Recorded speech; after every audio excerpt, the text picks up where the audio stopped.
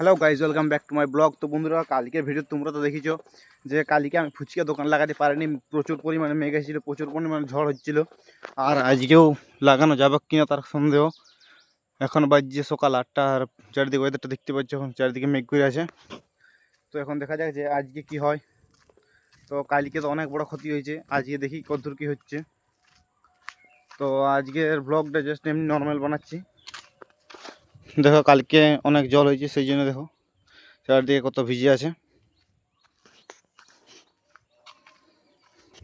কালকে ঝড়টাও প্রচুর পরিমাণে হয়েছে। এখানে দেখতে পাচ্ছি ঝড়ের অবস্থাটা, গাছগুলো কি হয়েছে। রাস্তায় দেখো কত জল জমে আছে, আর দেখো কত কাদা। আর আজকে আমাদের গ্রামের কীর্তন লাস্ট দিন, মানে জাগরণ দিন। তো আজকে শেষ। তো দেখা যাক আজকের দিনে ফুচকা লাগানো যায় না। এখন আপাতত মনে হচ্ছে মেঘ আজকেও আসবে। তো দেখা যাক কী হচ্ছে।